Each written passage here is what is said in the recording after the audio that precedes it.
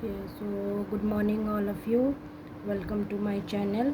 So today uh, we are going to start fourth semester paper, that is your contemporary India and education, क्योंकि exam का date आपका निकल चुका है. Okay, so let us start this subject, and after completing the unit we will go to some important questions discussion also. Okay, so just like and subscribe my channel so that you can get more updates. Okay, so मैं अभी आपको just start करने वाली हूँ contemporary India and education. Okay, so पहले हम लोग देखते हैं what is the syllabus. Okay, what is the syllabus of this subject, क्योंकि मैक्सिमम सबको लगता है, मुझे मैसेज भी आया है इस वीडियो को अपलोड करने के लिए, ये सब्जेक्ट अपलोड करने के लिए, क्योंकि लगता है कि ये डिफ़िकल्ट सब्जेक्ट है बाकी सब्जेक्ट के कंपैरिजन में. सो ऐसा कुछ नहीं है, बिकॉज अगर हम लोग ठीक से समझेंगे then we will definitely able to write in the exam. Okay, so मैं I will try my level best to make you understand. Okay, so let us start.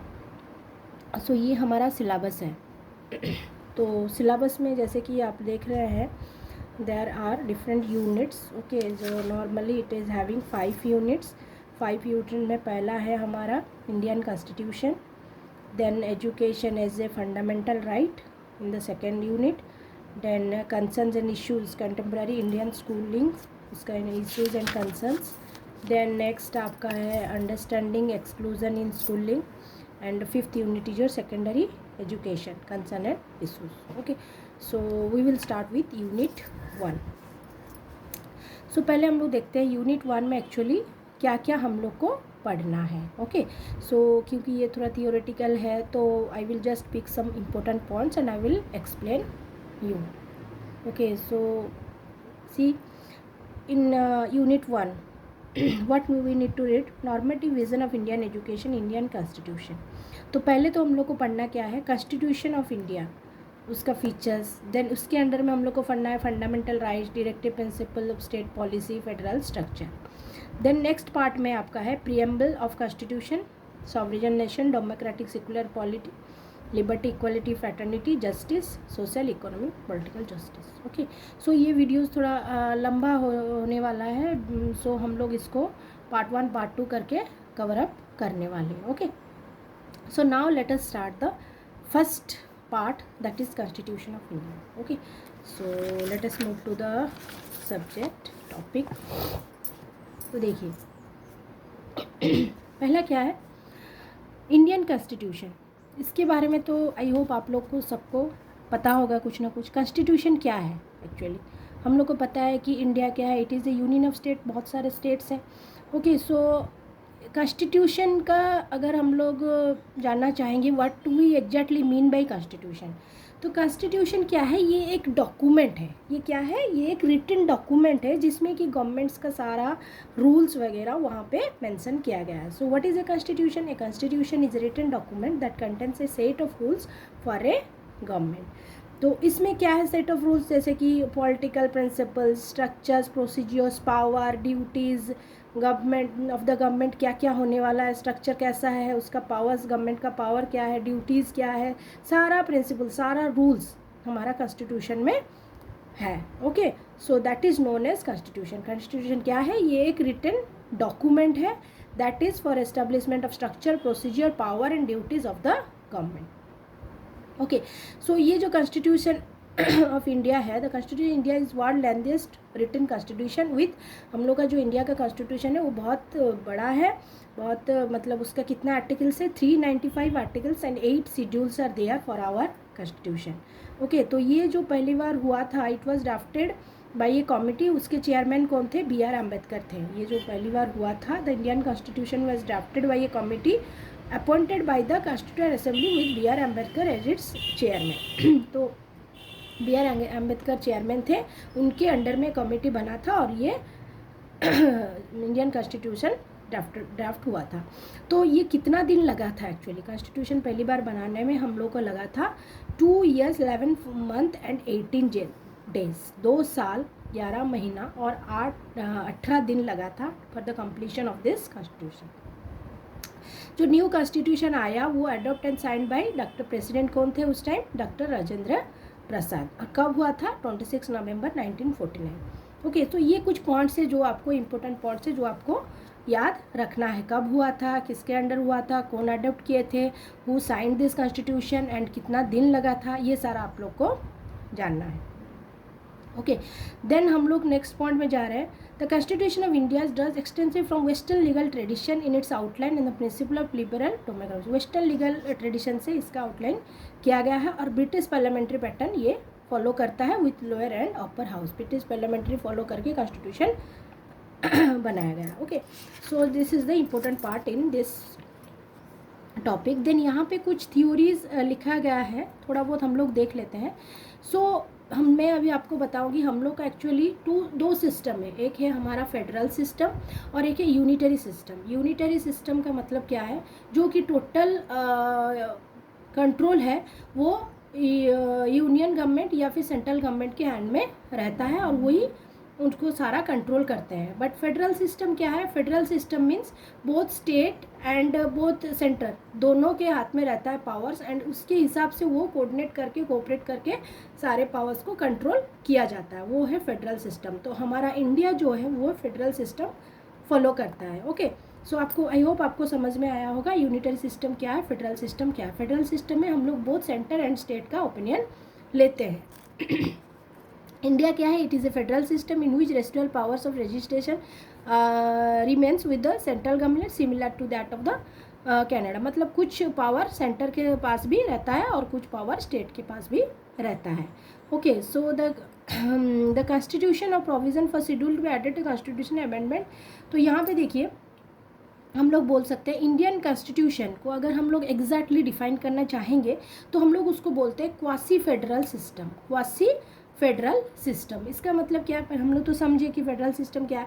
तो क्वासी फेडरल का मतलब क्या है? हम लोग का जो गवर्नमेंट है, no doubt the outward structure is federal but the spirit is unitary. State के ऊपर डिपेंड करता है प्लस यूनिटरी स्पिरिट है, इसे बोला जाता है quasi federal system. Okay, then Indian Federation is the product of evolutionary process.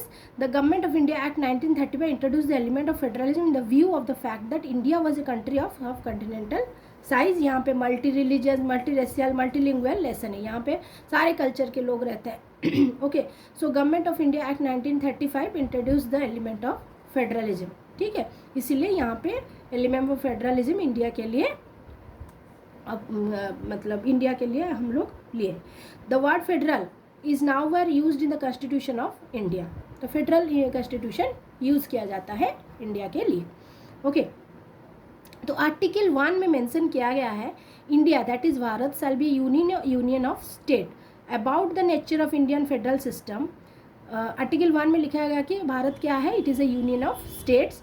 And federal system के बारे में डॉक्टर BR अम्बेडकर क्लैरिफाई किए हैं। It establish A dual polity with the union eight the centre and the state in the periphery. मतलब दोनों है, क्या है? Union eight the centre and state in the periphery. Both are important and both gives their, both has power. Okay, so this is your federal system. तो यहाँ पे कुछ थोड़ा बहुत लिखा है। There are different parties in power in the central state, there is no cooperation between them, between the two. मतलब देखिए अभी जैसे हम लोग का सेंटर में कोई है, हम लोग सपोज हम उड़ीसा से हैं तो उड़ीसा के हमारे BJD है, फिर हमारे सेंटर में क्या BJP है। तो two different parties are there. The reality of Indian federation is conflict. हम लोग का रियलिटी एक्चुअली क्या है? कन्फ्लिक्ट होता है, दोनों पार्टीज में कन्फ्लिक्ट है, फिर भी हम लोग कोऑपरेशन के साथ काम करना हम लोग को पड़ता है। Okay, so there is no denying of fact that Indian Constitution maker intend to establish a strong center to preserve the unity and integrity of Indian state. हम लोग को फिर भी यूनिटी होके रहना पड़ता है। ओके, सो ये रहा हमारा what is the meaning of constitution. Constitution का मतलब क्या है, इंडियन कॉन्स्टिट्यूशन कैसा है, and what are the types of constitution. Indian constitution को क्यों कैसे फेडरल कॉन्स्टिट्यूशन बोला जाता है, तो एंड कॉन्स्टिट्यूशन कब बना था, कैसे बना था, कितना दिन लगा था, ये सारा हम लोग ये पार्ट में देख लिए। तो नेक्स्ट जो हमारा टॉपिक है that is your centre state relation. अब हम लोग देखने वाले हैं कि सेंटर और स्टेट के बीच में रिलेशन कैसा होता है या फिर कैसा होना चाहिए। तो हम लोग जैसे देखिए कि इंडियन सिस्टम क्या है, क्वासी फेडरल है। तो इसका मतलब क्या है, एक लाइन आपको याद रखना क्या है, it is federal in its form but unitary in spirit. Spirit में क्या है, यूनिटरी है, क्योंकि दोनों मिल के काम कर रहे हैं। Even the pattern of union state relation define in the constitution account for greater centralisation में ज़्यादा ध्यान देता है। तो यहाँ पे हम लोग देखते हैं सेंटर स्टेट रिलेशन कैसा था, क्योंकि बहुत मैक्सिमम टाइम क्वेश्चन आता है what explain the centre state relationship. तो इसमें हम लोग को क्या लिखना है, तो सेंटर स्टेट रिलेशन क्या है अभी हम लोग देखते हैं। जो सेंटर और स्टेट, हमारा जो स्टेट है और सेंटर के साथ रिलेशन कैसे बनता है। तो देयर आर 3 रिलेशन, जैसे हम लोग बोल सकते हैं हम लोग का मेरे घर में मेरे पापा के साथ क्या रिलेशन है, मम्मी के साथ कैसा रिलेशन है, बच्चों के साथ कैसा रिलेशन है, फ्रेंड्स के साथ कैसा रिलेशन है। तो हमारा दूसरों के साथ कैसा रिलेशन है। वैसे ही हम लोग अभी क्या देख रहे हैं, हम लोग अभी इंडिया के बारे में पढ़ रहे हैं, स्टेट के बारे में पढ़ रहे हैं, कॉन्स्टिट्यूशन के बारे में पढ़ रहे हैं। तो ऑब्वियसली हम लोग देखेंगे कि हमारा क्या है, हमारा स्टेट और सेंटर के बीच में क्या रिलेशन है। So this relation are as follows. पहला क्या है, द लेजिस्लेटिव रिलेशन, सेकंड है executive and administrative relation, third है फाइनेंशियल रिलेशन। तो पहले थोड़ा बहुत मैं बोल दे रही हूँ, उसके बाद हम लोग इसके डिटेल में जाएंगे। लेजिस्लेटिव रिलेशन मीन्स लॉज, कुछ लॉज है जो कि सेंटर को बनाना पड़ता है और यह स्टेट को फॉलो करना पड़ता है, ठीक है। तो ये सारा लेजिस्लेटिव रिलेशन में जाएगा। Then executive and administrative, execution state execute करता है, कुछ एडमिनिस्ट्रेटिव रिलेशन बनता है स्टेट और सेंटर के बीच में। देन फाइनेंशियल रिलेशन, अगर हम लोग को कुछ रूल्स है, कुछ भी पॉलिसीज़ है जो कि सेंटर की तरफ से फॉलो करना पड़ेगा, हमारे पास फंड नहीं है, तो स्टेट को सेंटर के साथ उस फाइनेंशियल रिलेशनशिप भी बनाना पड़ेगा ताकि सेंटर स्टेट को फाइनेंशियली कुछ पॉइंट में हेल्प कर सके। वो अभी हम लोग डिटेल्स में देखने वाले हैं। So how many types of relations are there. First is your legislative relation, second is your executive and administrative relation, and third is your financial relationship. Okay, तो पहले पॉइंट में आता है that is your legislative relationship. तो legislative relationship में हम लोग इसको 3 पार्ट्स में डिवाइड किया है। ये आप 3 आइटम्स होता है ये, इसका क्या है, union list, state list and concurrent list. That means union list में क्या क्या सब्जेक्ट है या क्या क्या पॉइंट्स है जहाँ पे हम लोग का सेंटर हेल्प कर सकता है या फिर सेंटर अपना पॉलिसीज़ रूल्स बना सकता है। तो जैसे कि हम लोग देख लिए यूनियन लिस्ट में 100 subject consist of 100 subject of all India importance. तो हम लोग उसमें से कुछ इंपॉर्टेंट सब्जेक्ट देखते हैं जिसमें कि सेंटर अपना ओपिनियन या फिर अपना पॉलिसी या फिर अपना रूल दिखा सकता है। क्या है, जैसे कि defence of India, naval, military, air force, atomic energy, foreign affairs, railway, इस सारे सब्जेक्ट में यूनियन अपना कंट्रोल दिखा सकता है। That is the union list. Okay, तो अभी हम लोग नेक्स्ट मूव करेंगे। हमारा जो union list, subject of union list place under the executive justification of union government, union government के अंडर ही ये जाता है। तो स्टेट लिस्ट में अगर हम लोग जाएंगे, it consist of how many, it consist of 61 subject जो कि हमारा स्टेट के साथ स्टेट में कंट्रोल होता है, that is which are primary regional interest. The state government have full authority to make any of the subject mention in the state list. कैसा, जैसे कि public order, local government, public health, okay, ये सारा में वो state अपना control रख सकता है। Okay, so there are nearly 61 subject आप मेंशन कर सकते हैं और उस सब्जेक्ट में आप कुछ एग्जाम्पल लेके लिख सकते हैं। तो next will move to the concurrent list. Concurrent list क्या है, of the subject include the concurrent varying degree of local and national interest. यहाँ पे बोथ लोकल भी देखा जाता है और सेंटर से भी देखा जाता है। Both local and national interest, दोनों का इंटरेस्ट यहाँ पे रहता है। Hence both the union and state have power to make laws on any of the subject. और यहाँ इस कंकरेंट लिस्ट में जो सब्जेक्ट है, इसमें स्टेट और यूनियन दोनों का पावर है इसमें रूल्स बनाने के लिए या फिर इसको गवर्न करने के लिए। In case of conflict between the union law and the state law over the same subject, the union law would prevail over the state law. अगर कन्फ्लिक्ट हुआ तो यूनियन लॉ ही प्रिवेल करता है। ओके, सो हम लोग पहले देख लिए जो लेजिस्लेटिव हमारा पहला था लेजिस्लेटिव रिलेशन। इसमें पहला पार्ट था 3 लिस्ट ऑफ लेजिस्लेटिव आइटम, जैसे कि हमारा state list, union list and concurrent list. Okay. Union list में जैसे कि जो यूनियन गवर्नमेंट कंट्रोल करने वाला वो सारा मिलिट्री नेवल ये सारा देखते हैं। स्टेट लिस्ट में जैसे लोकल पब्लिक हेल्थ ये सारा, लोकल गवर्नमेंट ये सारा देखते हैं। देन अगर दोनों का ही कंट्रोल रहता है then it is the concurrent list. और अगर यहाँ पे स्टेट को मतलब ज़रूरत पड़ा स्टेट और सेंटर के कन्फ्लिक्ट में तो यूनियन लॉ ही प्रिवेल करेगा over the state law. Okay, so उसके अंदर में ये तो पहला पार्ट था लेजिस्लेटिव का 3 आइटम्स। देन सेकंड है residuary power with the union. देखिए यूनियन के पास रेसिड्यूअरी पावर रहता है। All the subject and power है divide into 3 list but there may be some subject who might not have been include in any of this 3 list. तो क्या ऐसे भी कुछ होता है जो कि ये तीनों लिस्ट में नहीं रहता है। जैसे कि हम लोग स्टेट, यूनियन और कंकरेंट लिस्ट में लेके ये तीनों लिस्ट में वो सब्जेक्ट नहीं रहता है।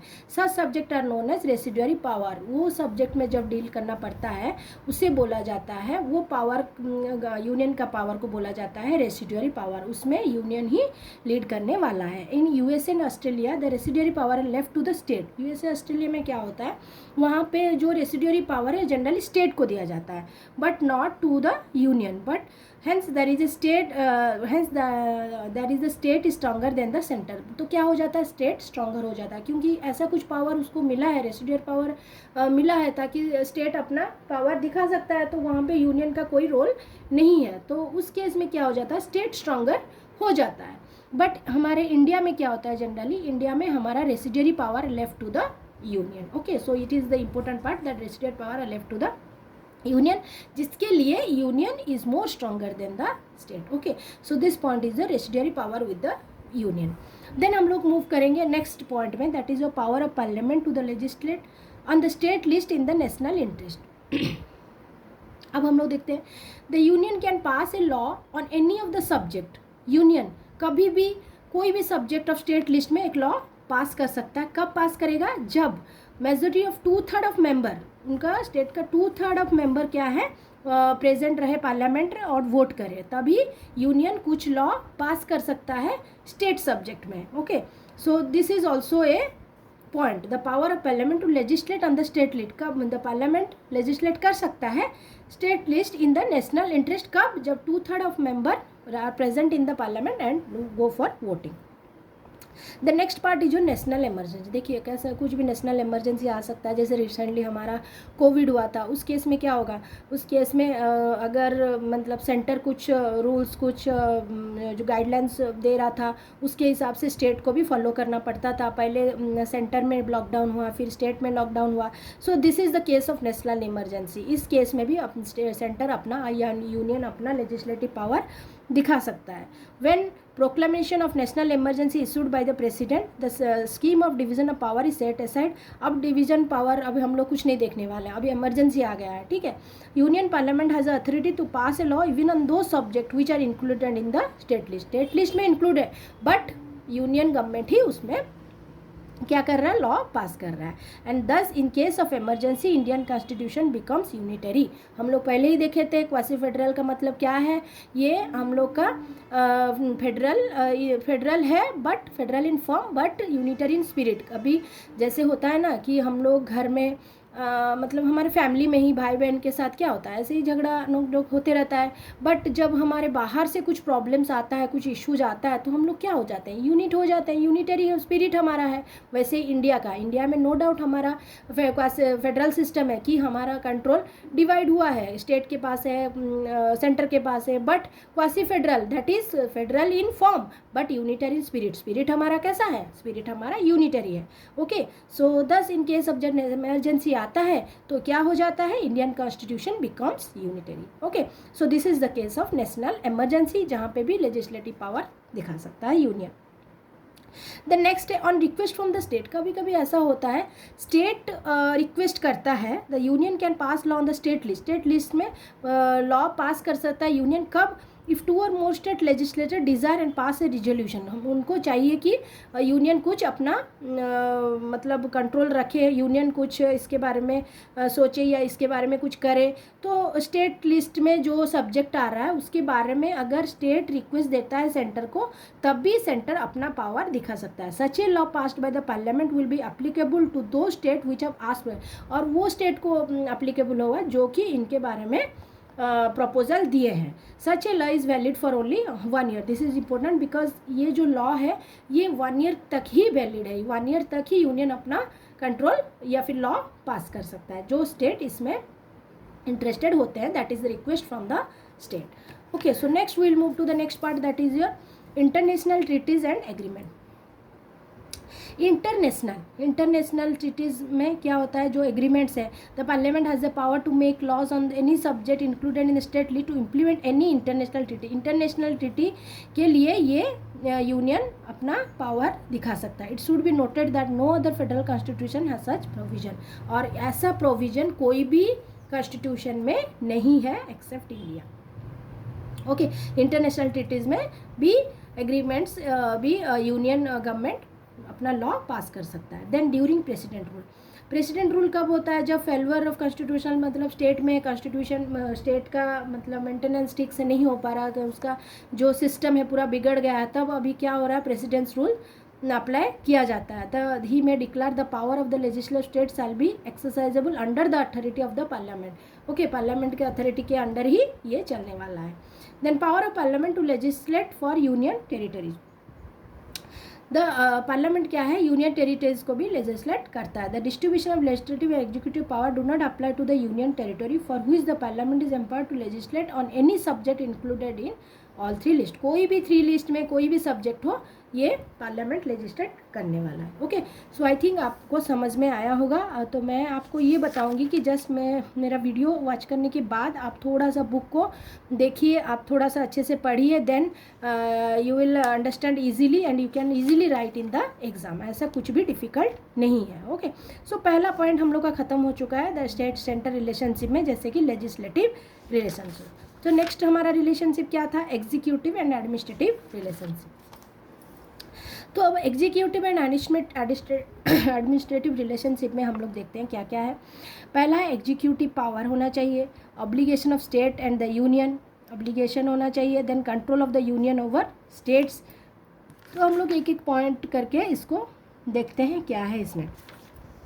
Okay, so executive power of the union and the state is co-extensive with the legislative executive power union और state का होना चाहिए, that is your co-extensive। then obligation of state and the union, article 256 of the constitution में क्या mention है, obligation on union and the state, every state is required to exercise, every state को क्या करना चाहिए, अपना executive power को exercise करना चाहिए according with the laws that is enacted by the parliament. Parliament में जो लॉ पास हुआ है उसके हिसाब से करना चाहिए। Then control of the union over state, article 257 empowers the union to give direction to the state.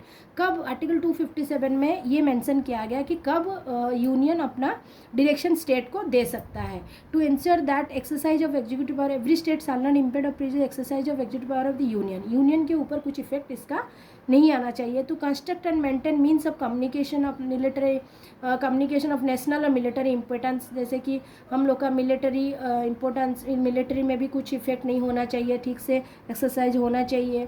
ठीक है, the constant maintain means of communication to ensure protection of railways within the state में भी control रखना है union किया कैसे maintain किया जाए। ओके, इस टाइप का कंट्रोल यूनियन को रखना है in the second case, that is your executive and administrative power of the union. ये जो रिलेशन है, then control of union over the state during emergency, जैसे अभी हम लोग देखे थे कि इमरजेंसी के टाइम कैसा कंट्रोल रखेगा union. When the national emergency proclaim by the president, union government can issue directive to the state. जो भी डायरेक्टिव है वो इशू किया जाता है और स्टेट को मानना पड़ता है।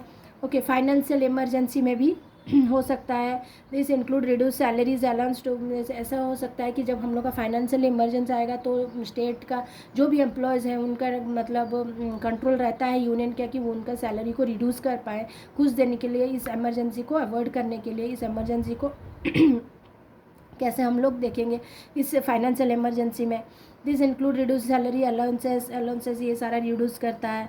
Okay, then next is your the president can give power and duties to the state. The president of India with the consent of state government empowered given certain power due to state official, और president कुछ power state official को इसमें दे सकते हैं। Sanction of enforcement of directive, अगर कोई state fail होता है compel with the direction given by the union, मतलब नहीं कर सकता है, देन प्रेसिडेंट क्या करता है, treats that the failure of constitution machinery and propose president rule तब आ जाता है। मतलब स्टेट जब फॉलो नहीं कर पाता, स्टेट जब कंट्रोल नहीं कर पाता है, फॉलो नहीं करता है डायरेक्टिव प्रिंसिपल्स, सैंक्शन ऑफ मतलब direction given by the union, तब प्रेसिडेंट क्या करते हैं, आर्टिकल 357 के हिसाब से प्रेसिडेंट रूल अप्लाई करते हैं। Then control of union over the state during peace time में भी इनका कंट्रोल, यूनियन का कंट्रोल ओवर स्टेट रहता है। Okay, so this are some points where which we can write in the case of your executive and administrative relationship. Okay, so then हम लोग का यहाँ पे establishment of inter state council, establishment of all India service, इस case में भी हम लोग का क्या होता है, यूनियन कंट्रोल रख सकता है। ओके, तो next part is your financial relation between centre and state. Centre and state का फाइनेंशियल रिलेशन कैसा होना चाहिए, सो इसको हम लोग अगर देखेंगे 5 टाइप्स में हम लोग इसको लिख सकते हैं। Union resources, state sources, union financial assistant to state, finance commission, financial control by union in emergency, grant in aid. Okay, so 1 by 1 करके हम लोग देखते हैं कैसे यूनियन और स्टेट का रिलेशनशिप है, फाइनेंशियल रिलेशनशिप है। Union sources, the main source of revenue of union, main source of revenue union का, सेंटर का मेन सोर्स क्या होता है, income tax, corporation tax, currency, foreign exchange, ये सारा होता है, एक्साइज ड्यूटी एंड टबाको, ये सारा होता है क्या, union sources. Other goods produced in India on income other than agriculture income. Then state sources में क्या जाता है, the following are the main sources, जैसे कि state taxes on agriculture income, agriculture income में जो टैक्स होता है, लैंड्स एंड बिल्डिंग में टैक्स होता है, व्हीकल्स में, लग्जरीज, एंटरटेनमेंट, टोल्स, रेवेन्यू, ये सारा होता है state sources. Okay, financial. Then union financial assistant to state, तो कब यूनियन फाइनेंशियल असिस्टेंट स्टेट्स को देता है, the constitution makes our of inadequate financial resources, कभी कभी क्या होता है ना, फाइनेंशियल कैपेबिलिटी स्टेट का कम हो जाता है, तो उस टाइम प्रोविजन है to allot a share of number of union resources with the states, union resources state से शेयर किया जाता है। Then the center taxes are levied and collected by union but distributed between the union collect करता है but distribute होता है union and state के बीच में। The tax on income other than agriculture income. The next finance commission, the president can appoint a finance commission after every 5 years. president क्या करते हैं, finance commission appoint करते हैं after every 5 year gap में finance commission appoint किया जाता है। The finance का अपॉइंटमेंट कैसे डिस्ट्रीब्यूशन होगा फंड्स का between union and state, centre और स्टेट में कैसा फंड डिस्ट्रीब्यूशन होगा, कितना फंड स्टेट को मिलेगा, किस में मिलेगा, कितना मिलेगा, that is done by the finance commission. Okay, then financial control by union in emergency, कभी कभी क्या होता है, इमरजेंसी के समय प्रेसिडेंट में direct the distribution of revenues, president क्या करता है, रेवेन्यूज डिस्ट्रीब्यूट करने के लिए बोलते हैं between the union and the state shall be suspended for a period not extending beyond the expiration of financial year. तो एक जब भी हम लोग का नेशनल इमरजेंसी आता है तब क्या होता है, जो डिस्ट्रीब्यूशन ऑफ रेवेन्यू है उस टाइम कुछ दिन के लिए बंद किया जाता है, ठीक है, उस फाइनेंशियल ईयर के लिए बंद किया जाता है ताकि हमारा जो नेशनल इमरजेंसी है उसको पहले हम लोग अवॉइड कर सकें, ठीक है। Then president can also give direction to the state to reserve all money bills to consideration for the president, वो उस टाइम में प्रेसिडेंट बोलते हैं कि स्टेट को कि reserve all money for the consideration of the president. Okay, so then grant in aid become a common device to assist finance between federal and state government in the federal politics. तो grant in aid क्या है कि particular project को help जो state में हो रहा है उसके लिए कुछ अमाउंट देना। Grant in aid use to help the economical poorer state, जो कि पोरर स्टेट है मतलब उसमें डेवलपमेंट के लिए ये सारा गवर्नमेंट से यूनियन से दिया जाता है। All the grant in aid recommendation of finance commission के बोलने के बाद ही ये दिया जाता है। Okay, so this is your financial relationship. तो ये एक लॉन्ग क्वेश्चन आ सकता है, what is the relation between the state and the union और स्टेट एंड द सेंटर। तो इसमें हम लोग को ये 3 रिलेशन को एक्सप्लेन करना है, that is your legislative relation, executive and administrative relation and financial relation. अगर आई होप आप लोग को ये समझ में आया होगा, आप वीडियो को फिर से देख के थोड़ा अच्छे से समझ सकते हैं। Okay, so this part is over. तो अब हम लोग मूव करने वाले हैं, next is our fundamental rights. Okay, so fundamental rights आप लोग को तो पता होगा। Fundamental rights part 3 of Indian constitution जो है वो फंडामेंटल राइट्स के बारे में एक्सप्लेन करता है, जो कि रिक्वायर है, जो कि कंपलसरी है, क्योंकि एक पर्सन का एक खुद का पर्सनालिटी, खुद का इंडिविजुअलिटी कैसे मेंटेन होगा, खुद का हम लोग का कुछ फंडामेंटल राइट होना है, हम लोग का जो डिग्निटी है उसको हम लोग कैसे प्रिजर्व करेंगे through this fundamental right. So all people irrespective of race, religion, caste, sex, कोई भी पीपुल हो, वो क्या होता है, उनका राइट है कहाँ पे जाने के लिए, to move to the supreme court and high court for the enforcement of their fundamental right. हम उनके फंडामेंटल राइट के लिए वो सुप्रीम कोर्ट, हाई कोर्ट जा सकते हैं। ओके, सो हम लोग अगर देखेंगे तो जनरली पहले हम लोग का 7 फंडामेंटल राइट्स था, बट जो हमारा 6th फंडामेंटल राइट है, right to property, is remove from the list of fundamental right by 44th constitution amendment act 1978। ये रिमूव हो चुका है and it was made legal right under article 300A in part 12 of the constitution. तो अभी हम लोग अगर देखेंगे, so there are 6 fundamental rights. Okay, तो हमारा जो 6 फंडामेंटल राइट है वो हमारा क्या क्या है, right to equality, right to freedom, right against exploitation, right to freedom and religion, cultural educational right, then right to constitutional remedies. Okay, so this 6 are our fundamental rights. तो हम लोग यहाँ पे देखेंगे article equality, right to equality, article 14 to 12। Actually ये 12 से start हुआ है, बट हम लोग का कुछ इंट्रोडक्शन पार्ट है, इसलिए हम लोग जनरली इसको आर्टिकल 14 to 18 लेते हैं। Freedom article 19 to 23, right against exploitation 23 to 24, right to freedom of religion 25 to 28, culture and educational right 29 to 30, right to constitutional remedies article 32। Okay, so ये सारा हमारा फंडामेंटल राइट्स है। तो हम लोग थोड़ा बहुत इसके बारे में एक्सप्लेन करते हैं और देखते हैं इसमें क्या है। ओके, तो पहले हम लोग स्टार्ट करते हैं राइट टू इक्वालिटी, जो कि हमारा right to equality 14 to 18। So article 14 क्या है, equality before law. Equality before law, इसका मतलब क्या है, the state shall not deny to any person equality before the law और इक्वल प्रोटेक्शन ऑफ, मतलब सबको एक ही तरह से देखना है, equality. Okay, then article 50 prohibition of discrimination on the ground of religion, मतलब कास्ट, रिलीजन, प्लेस, सेक्स, इसके हिसाब से हम लोग को किसको मतलब क्या करना है, इक्वली सबको ट्रीट करना है, अनइक्वल ट्रीटमेंट हम लोग को नहीं करना है। That is your prohibition of discrimination on the ground of religion, sex, caste, इसमें। Then article 16 equality of opportunity matter public employment. देखिए, पब्लिक एम्प्लॉयमेंट जब हम लोग का एम्प्लॉयमेंट होता है तब हम लोग ऐसे नहीं देखना चाहिए कि ये इस रिलीजन है तो इनको ज़्यादा प्रायोरिटी देना है, इनका रिलीजन ये है इनको कम प्रायोरिटी देना है, तो हम लोग को ये नहीं देखना। Equal opportunity in matter public employment, हम लोग को सबको इक्वल अपॉर्चुनिटी देना है। Nothing in this article shall prevent parliament from making any law prescribe regard the class और classes of employment appoint to office under the government of local authority, requirement of the state और union territory prior to such employment. तो हम लोग को क्या करना है, equal opportunity सबको देना है। देखिए, मैं थोड़ा बहुत पॉइंट आप लोग को समझाते जा रही हूँ, आर्टिकल लेके आप लोग उसको एक्सप्लेन कर सकते हैं। Then next is your article 17 evolution of untouchability. Untouchability तो पहले था, अब तो ये नहीं है, ये एवोलिश ऑलरेडी हो चुका है। तो untouchability is एबोलिश्ड and is practice in any form, कोई भी इसका प्रैक्टिस हम लोग को एक्सेप्ट नहीं करना है, is forbidden. The enforcement of any disability arising out of one shall be offence punishable, और ये पनिशेबल ऑफेंस हो सकता है। Okay, then evolution of titles.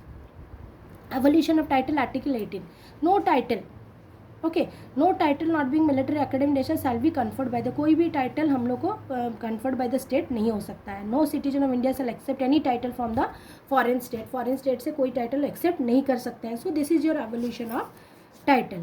Then इसमें क्या है, no person holding any office of profit और trust under state shall without the consider president accept any presenter, मतलब अगर कोई मतलब ऑफिस ऑफ प्रॉफिट और ट्रस्ट अंडर स्टेट में है, वो कोई भी consent without consent of president में कोई भी एमोलमेंट और office of any kind from the foreign state वो एक्सेप्ट नहीं कर पाएंगे। Then article 19 that is your protection of certain right regarding to freedom of speech. तो ये हमारा जाता है राइट टू फ्रीडम में। Okay, that is your fundamental right 2 में है 19 to 22। इसमें क्या है, article 19 protection of certain right regarding freedom of speech. सबको फ्रीडम ऑफ स्पीच, सबको ही अपना एक्सप्रेशन बता सकते हैं, अपने एक्सप्रेशन दे सकते हैं, फ्रीडम ऑफ स्पीच दे सकते हैं। असेंबल पीसफुली विदाउट आर्म, हम लोग को ये जो कन्फ्लिक्ट है, हम लोग को कोई वेपन हम लोग यूज़ नहीं कर पाते हैं। टू फॉर्म एसोसिएशन और यूनियंस, सो ये सारा है protection of certain rights regarding freedom of speech. Then हम लोग मूव कर रहे हैं to move freely without throughout the territory of India. Freely हम लोग मूव कर सकते हैं, ऐसा कुछ मस्ट रेस्ट्रिक्शन नहीं है कि हम लोग इंडिया के अंदर में नहीं जा सकते हैं। To reside and settle in any part of the territory, हम कहीं पे भी हम लोग रह सकते हैं।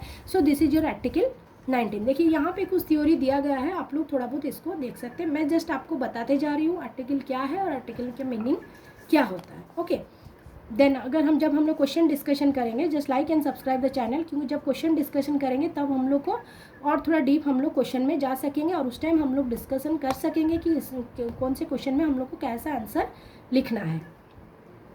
देन आर्टिकल 20 क्या है? Protection in respect to conviction of offender. No person shall be convicted to any offence except the violation of law in force. मतलब उसको हम लोग मतलब नहीं ले सकते हैं ऑफेंस अगर वो वायलेशन कुछ वायलेट किए हैं, लॉज कुछ वायलेट किए हैं, मतलब लॉज के मतलब लॉज हम लोग को वो जो लॉज को फॉलो नहीं किए हैं उसके विरुद्ध में गए हैं, तब हम लोग उनको ऑफेंस ले सकते हैं। No person shall be prosecuted punished for the same offence more than. एक ही ऑफेंस के लिए बार बार हम लोग उनको पनिशमेंट नहीं दे सकेंगे। ओके सर, जैसे कि एक एग्जाम्पल मैं बोल रही हूँ, सपोज हम लोग ट्रैफिक में हम लोग जा रहे हैं, ट्रैफिक में हम लोग को एक दिन में हम लोग कोई भी रूल्स वायलेट किए हैं, उसके लिए हम लोग को फ़ाइन देना पड़ा है।